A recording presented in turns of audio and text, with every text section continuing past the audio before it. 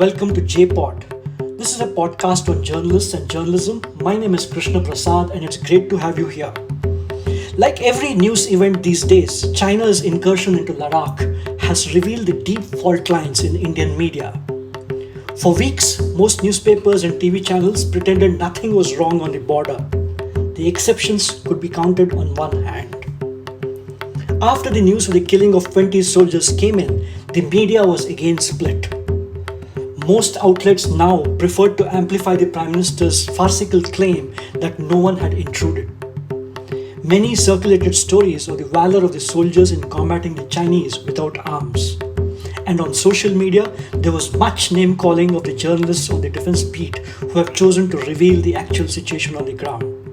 And journalists who have done what journalists ought to do have been called anti-national.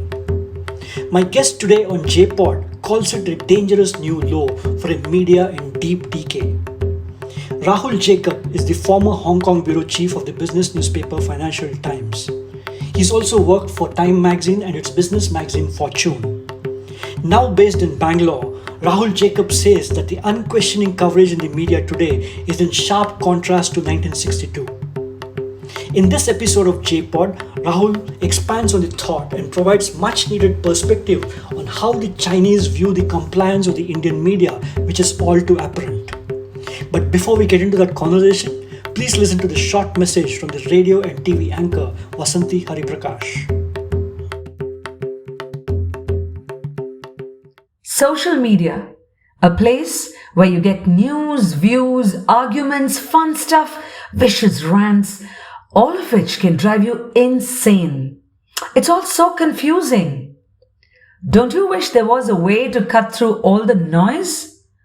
Say hello to the Net Paper, a first of its kind newsletter, a digital newspaper in your inbox, one that gets you the news, the views, and the juice from Facebook and Twitter, TikTok and Instagram.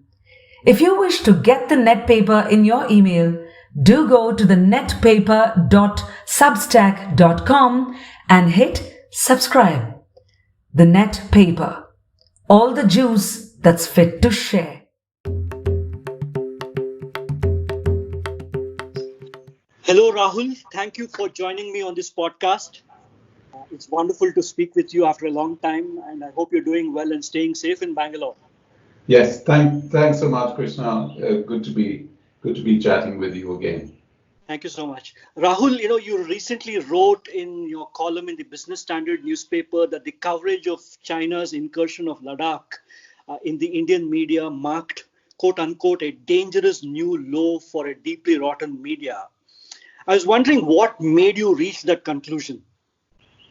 So the reason I describe it as a dangerous new low is that part of the function of media anywhere is to be not just an advocate, but a critic of government policies, perhaps even an advocate, depending on which side of the fence people sit, but also to be an early warning signal on matters as diverse as the economy, social issues, and of course, when a country is facing a border conflict as India is at the moment of military, of covering the military. So the reason I felt it was a dangerous new law is that large sections, overwhelmingly large sections of the media have chosen to sidestep that by essentially ignoring the incursions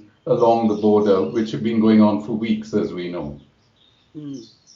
You of course paid tribute to the work of Ajay Shukla of the Business Standard newspaper and Sushant Singh of the Indian Express.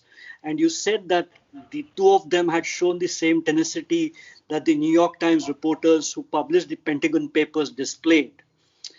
Was this a bit of a premature, maybe even premeditated conclusion to reach? Because, if we were to see this from the other side, it seems as if the Prime Minister claims that nobody ever intruded. He claims that everybody has been given a fitting response, etc. So would it be fair to say that Ajay Shukla and Sushant Singh were really outliers in this coverage? There were certainly outliers in the coverage, and for that matter, going back to the Pentagon Papers in the 70s, which were based on, Neil Shehan at the New York Times and others at the New York Times working with Daniel Ellsberg, who was essentially playing the role of a whistleblower within the government, to highlight that there were wide concerns within the government about continuing to pursue the Vietnam War. And that would, in today's rather overheated times, might be seen as both in the US and in India, in the US on the part of the Republican and pro Trump media, and in India, rather more widespread, I fear, would be seen as questioning the government in such an aggressive way as to be called sort of anti-national, etc.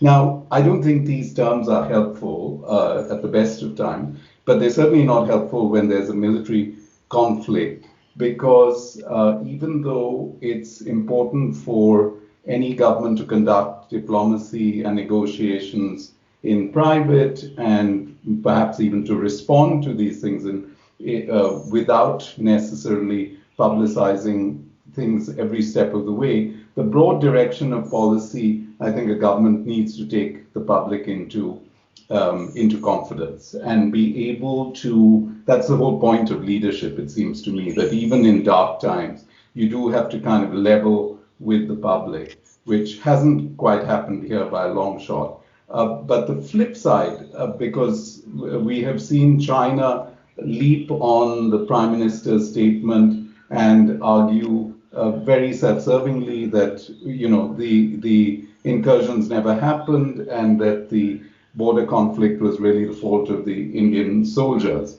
So there's that you've strategically you run the risk of giving the enemy a kind of propaganda tool to hit you with. But there's also the problem that we're dealing with the Communist Party of China, for whom suppressing the media is part and parcel of the way they operate. So they admire, I suspect, the way that the Indian government has been able to work with most of the media, choosing to ignore the incursions, but it also encourages them, the Chinese, to essentially continue, because they don't see the backlash of domestic public opinion in those several weeks. They didn't see a backlash of public opinion pushing the government to stand up to it more, to adopt a warlike posture.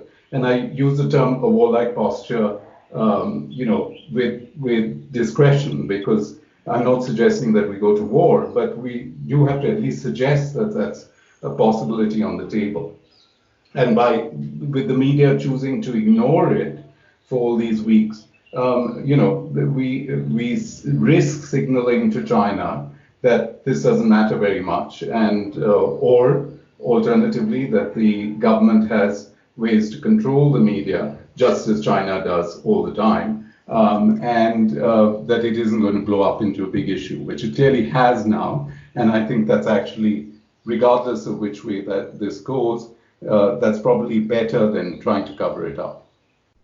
Yeah, but on paper, India has nearly 1,000 newspapers, maybe about 500 news TV channels. And in that vast ocean, Ajay Shukla and Sushant Singh are just two small reporters. Uh, why do you think Indian journalism has reached this pass, especially on matters, defense, and external affairs? Has journalism, do you think, gotten entangled with nationalism in a way which is quite, toxic, quite problematic for journalism on the whole? Yes, I think this, as I alluded to at the outset, this kind of confusion of journalism as always needing to be essentially a cheerleader of the government, otherwise to risk being seen as somehow anti-national. And by the same token, the rather absurd confusion of patriotism as being cheerleading rather than as being jingoistic, which is, I think, far more dangerous than even cheerleading. And we have all of that now. We have the TV channels that are jingoistic on a daily basis, are cheerleading as well. are raising temperatures, and as a result, you have some sympathy for a government wanting to clamp those rather negative emotions down. Now, when you choose to ride the tiger of nationalism, it gets a bit difficult to disembark gracefully. And this is a problem that Xi Jinping has as well, because he and the Chinese Communist Party for a number of years now has also been quite nationalistic. But it's quite interesting because the Chinese Communist Party controls the media in a way that even in India would be unimaginable, and in a democracy certainly should be unimaginable. That the Chinese media has chosen to stay silent on the Galwan Valley incursions, and it's only Global Times which is written in English, and everyone knows is really directed at launching broadside attacks on foreign countries that are seen not to be towing the line, and all those sort of threatening voices from the foreign ministry. Essentially, it's an extension of the foreign ministry and shouldn't be taken seriously. But the interesting thing is that the local media in China in Mandarin has not been covering the war at all, and that's probably because Xi Jinping and the Chinese Communist Party don't want to be boxed into a corner where they would have to raise the levels of hostility further if they are choosing to either keep the status quo or keep things under, from boiling over. You have written that the coverage prior to the 1962 war was markedly different from the current situation, that there were plenty of articles of the tensions with the Chinese at that time, that there was great reportage of the discord between the army and the defense minister Krishna Menon, etc., etc. Can you please expand on that? Can you just give us a sense of how the media coverage was different back then compared to now? Well, as you just mentioned, there was a pretty widespread coverage of the problems between General Thimaeus and the defense minister. That General Thimaeus had in '59, I think it was, handed in his resignation, then was convinced to stay on. There was widespread, disapproval and actually a loss of confidence in the defense minister. And it's to Nehru's discredit that he didn't pay enough attention to all that coverage. But nor did he clamp it down. It was all, it all played out in the media at the time. And just as an aside, and this may seem as a rather, silly, simplistic aside, but Dom Moraes, as a very young man at the age of 21, went to visit Nehru in his office in '62, sometime in '62. And, he was essentially paying a courtesy call. And he goes in as a 21-year-old, rather terrified to meet Nehru, gets entangled in the huge curtains as he enters the prime minister's office, and then sits down and has this wonderful chat for half an hour about poetry, among other things, and whether Nehru would have been a writer. Now, that may seem completely, beside the point of what we're discussing, but as you know, and I know, Frank Moraes was a senior editor, a major pillar of the media establishment, and although generally supportive of Nehru, had been critical on this issue as well. But yet, here was his son, meeting the prime minister for a half an hour chat that had nothing to do with India and China, but instead had to do with, very charming interest of a 70-something prime minister in a bright young writer's, book of poems and worldview at the time.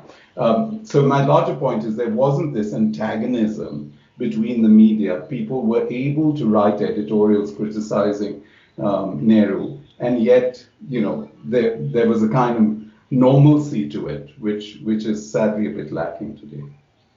Well, I think poetry is the last thing on Narendra Modi's mind. I think the BJP Prime Minister who would have done that would have perhaps been Atal Bihari Vajpayee. But to take your point forward, I think what we are seeing with the Ladakh issue and the coverage in the media is basically a reflection of the severe polarization that's generally happened in our society, but it's also very evident in our media. That's my sense. Why do you think, Rahul, that Indian media, especially these defense reporters, feel duty bound? Why do they feel duty bound to either pretend all was well on the border and nothing was amiss for so long till it all blew up on June 15th? Right. Well, we have to kind of step back and go back to a conversation you and I had a few months ago about also the role of social media in the midst of all of this, WhatsApp forwards, and the polarization, which is actually a worldwide phenomenon. You see it in the US with Fox News and several others covering the Trump administration in a completely different way from which, say, the New York Times or the Washington Post. And I'm not saying that the Washington Post and New York Times are necessarily biased in the rather obvious way that Fox News is. But you see this also in the UK. You've seen a situation during the pandemic where the Prime Minister's key advisor Dominic Cummings broke all the rules of the lockdown. And again, you see the Daily Telegraph takes a completely different view from other media outlets. So this polarization is a worldwide phenomenon in democracies. It denigrates democracies. It certainly denigrates the role of the media, because what it leads to is a kind of tribalism where people are essentially cheering on politicians in the way that they cheer on their favorite football teams or IPL teams or tennis stars. So they're completely blind to the faults. And, that sadly is the way it is. And part of it is possibly a calculation that the only way to keep media outlets growing is to follow this kind of tribalism, because, it ultimately drives up TV ratings as well as perhaps or bolsters subscriber bases when they are, as we know, crumbling, which is another aspect of this that has been, is sometimes overlooked during COVID, is particularly in India. I've never seen the media in such free fall. So it's a very vulnerable time for media across the world, but particularly in India. You've had even residents' welfare associations step in and ban newspaper vendors from distributing physical copies of newspapers. And that then throws people, into being dependent on WhatsApp pretty exclusively, which is a very, very dangerous feature. And each feeds on itself. And aside from the issue at the border, I have, and this is purely anecdotal, I've seen a clear correlation between people who rely on WhatsApp forwards for their information on the COVID pandemic and people who read newspapers. And the worldview and well-being of the people who read newspapers, because they're getting a much wider slice of coverage, is immeasurably higher than people who rely on panic-stricken WhatsApps and idiotic advice about what you should and shouldn't do to prevent catching SARS-CoV-2. You are, of course, speaking from Bangalore with beautiful birds chirping in the background. But what is your sense? You think the efforts of the media in stonewalling coverage for the first few weeks, etc., in kind of painting a rosy picture, has that paid off, you think? Or do you think the killing of those 20 soldiers has really made it very difficult for the government to kind of now put a lid on? Yes, I think the acceptance that 20 soldiers were killed, in that awful clash, does make it difficult for one narrative to triumph. The government has a messianic leader, at the helm, so perhaps he can. But I think you're seeing, even in government admissions, that it's hard to keep a kind of single narrative. If there was no trouble at all at the border, then we wouldn't also have our customs officials acting unilaterally to block imports from China and then getting tit for tat treatment from the Chinese side, which is, going to, and this is where actually the business press stands out admirably, is that the business press is very quick to pick up these stories and runs with them, and it's just as well because everything from for everything from medicines such as penicillin to antibiotics generally, to auto parts, we're hugely dependent on China. And a tit for tat in this way would be enormously damaging to the economy when it's already teetering from the combined effects of a consumption collapse because of COVID, and trade collapse again because of COVID. So to add to that basically a breakdown at our ports and their ports is about the last thing we need. But it's been highlighted in the business media, and you see Nitin Gadkari, among others, saying that steps will be taken to prevent that sort of unilateral action by customs officials. We'll have to see if he's able to turn that around quickly. But just one small little point, and I was just thinking that for all the pretense of the first few weeks, in terms of not telling the world as to what was happening, it seems like the media has come full circle in the sense that these satellite images have basically busted India's claims. I think some of these interviews done by Press Trust of India have also done the same thing in the sense of contradicting the Prime Minister's original claim. So, and even the so-called friendly reporters who were very reluctant to put out the real view seem to have now come around. Is that a fair conclusion, or is that just superficial? No, I think that's probably true. I mean, it becomes hard to keep arguing something that just seems just downright inaccurate.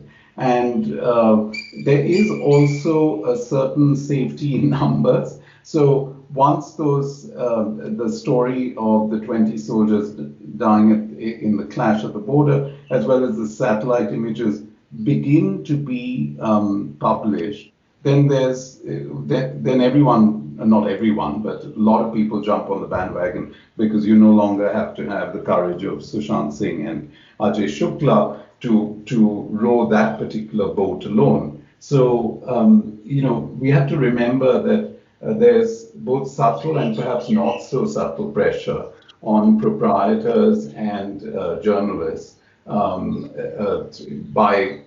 governments around the world, but certainly by ours. And once you have satellite images out there, it becomes a bit difficult to argue with. And I think that other journalists have seen a chance to, publish the truth in effect. Let's swing to the other side of this fence. The Chinese media is not quite an exemplar of a free press. And the editor of the Global Times, whom you mentioned earlier, has been as preachy as a Arnab Goswami or a Rahul Kanwal, and probably as nationalistic or more. How do you, Rahul, having your deep knowledge of China and Chinese media, how do you view the Chinese media coverage of this issue? I mean, I know that they have not dug deep into their casualties and so on and so forth, but how do you view their role so far? Well, as I said earlier, the Global Times serves a purpose to send a message to the outside world, in this case, to India in particular. And it's not read by the local population. Excuse me. So what really matters is if the People's Daily and others across the state-owned media organs start to cover this, which they haven't. And my understanding is that it hasn't even really shown up much on Weibo and the other kind of WhatsApp equivalents in China. So to a large extent, to the largest extent, the Communist Party of China is actually keeping this news off the front pages, keeping it out of chat rooms and their equivalent of WhatsApp. And this sort of follows a pattern. They've chosen not to highlight, say, clashes in the with the Japanese Navy on occasion, with the Indonesian Navy on occasion in the South China Sea, of late. And I guess firstly I should stress that even though I worked in Hong Kong for a number of years, I didn't work in Beijing. But even if I had, I'm fairly skeptical of the kind of Kremlinology that one sees of what the Chinese leaders want to accomplish, because we don't honestly know. It's one of the most closed systems in the world. So I can't really guess at, I mean, I can guess at what they are trying to do. And what they're probably trying to do is signal to different players, whether it's Indonesia or India, that they are the top dog in Asia, and they're not going to be messed around with. But they also don't want to have the kind of whip hand of public opinion pushing them further and faster along that line than they would like. So, to give you one example, the exception to this has been in Hong Kong, where the public protests in Hong Kong did, to my surprise, get covered in the Chinese media last year.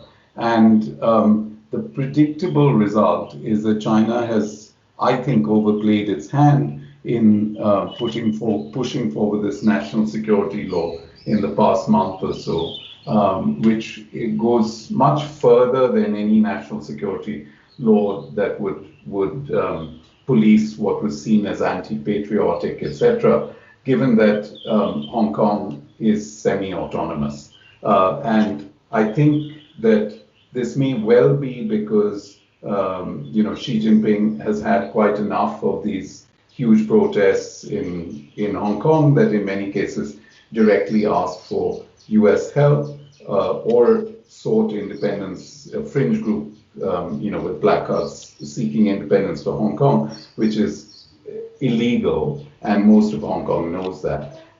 So the Chinese either got fed up with that and did decide to allow it into the local media, but that immediately creates a big backlash against Hong Kong, and you've now seen it with the Chinese government really overstepping with a national security law that could, in time damage Hong Kong. So this is why perhaps they keep coverage of military clashes or naval clashes completely under wraps, so that they have much more negotiating room. And what people have suggested is that in Doklam, because the BJP government was able to kind of signal that they had, managed to manage that particular standoff well, and again that was picked up by the media here, that the Chinese government decided that they could get away with this because the media was silent in those first several weeks. It's a very funny situation, I'm sure, between two countries, one which doesn't know that such a thing is happening because of its media, and one which thinks that this country has won despite evidence to the contrary. But let me come to the penultimate question. Modi has not named China, nor have his ministers named China in all their statements and tweets. Given your knowledge of China, does this kind of posturing have any kind of an impact? Does it have any carry in China with its leadership, especially when there's such a noisy campaign to boycott Chinese goods, to call coronavirus as a Chinese virus, etc., etc. Does this kind of posturing of not naming China have any carry back home? Well, I guess it lowers the temperature, which is what they're probably trying to do. And in a situation where you have, the kind of amassing of troops on both sides of the border that we have now, I'm all for lowering the temperature because, a lot of people have full faith in the Indian Army, and I do too. But war is avoidable, unless there's absolutely no other option. So on that particular point, I would just think that it's a certain amount of realpolitik, and you're lowering the temperature. But by suggesting that there weren't incursions at all, the risk is that you're going too far and playing into China's hands. And as we know, the foreign ministry of the Chinese government jumped on those statements, as did Global Times, and were tom-tomming that their view of the conflict was right all along, which is definitely what you don't want. And certainly you don't want with China because, it starts from China has one of the most massive superiority coming into their hands by allowing their egos to be boosted further and their sense of power to be further inflated. Yeah. You have also covered business for Fortune magazine. Very quickly, I just want to see what you would say. Do you think this COVID situation and the Ladakh incursion has enabled China to march so far ahead of India that it will be possibly impossible to catch up? Well, it was already, I hesitate to sound quite so pessimistic, but it's already 5 times the size of the Indian economy.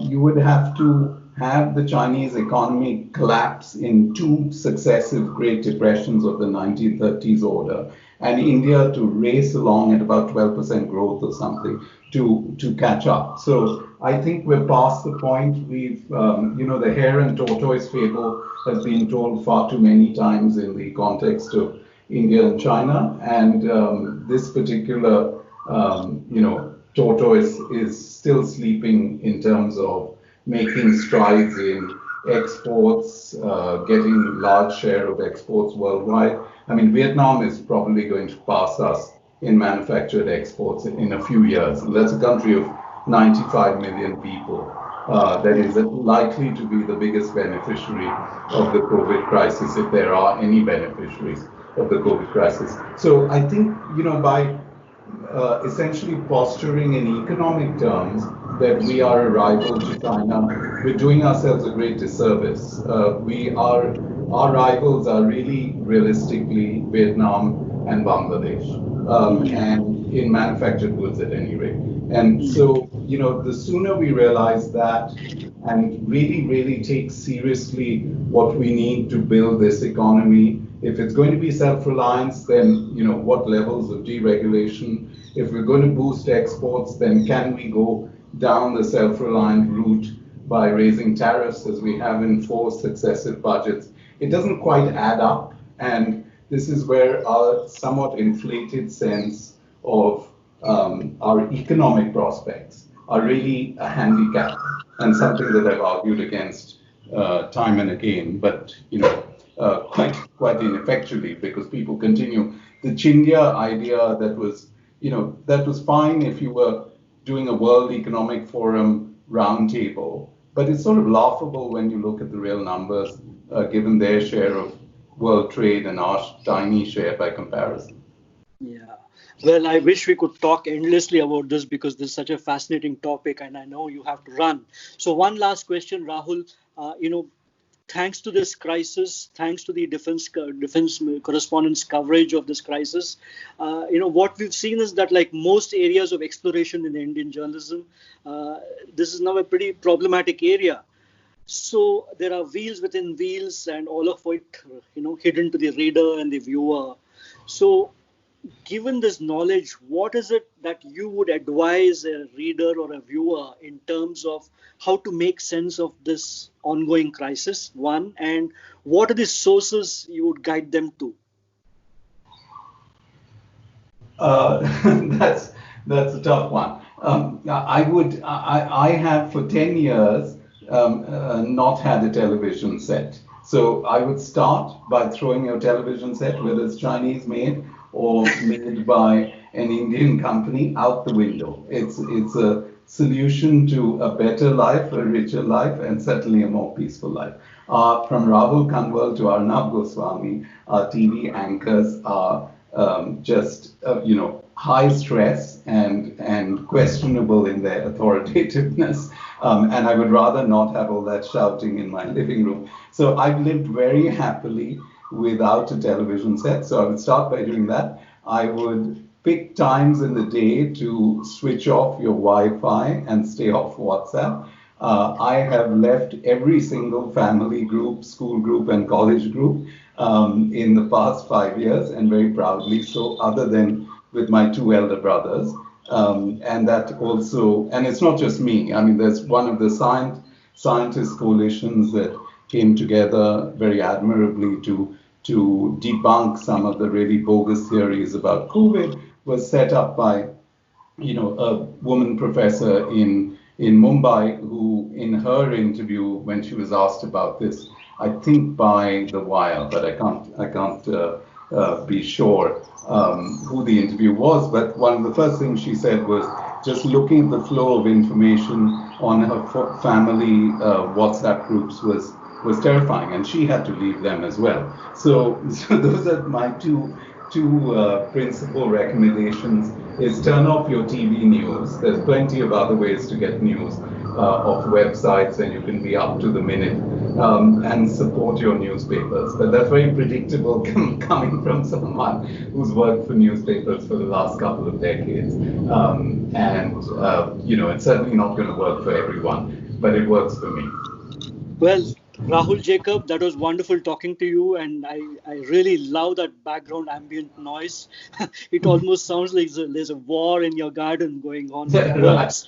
Or bird song, not TV anchors. Well, Thanks very absolutely. much, Krishna. That was wonderful, and that was Rahul Jacob, foreign correspondent, author, and columnist. And that is JPod for today. Thank you very much for listening, and thank you very much, Rahul, for joining me. Thanks again, Krishna. Bye. Thank you. Bye.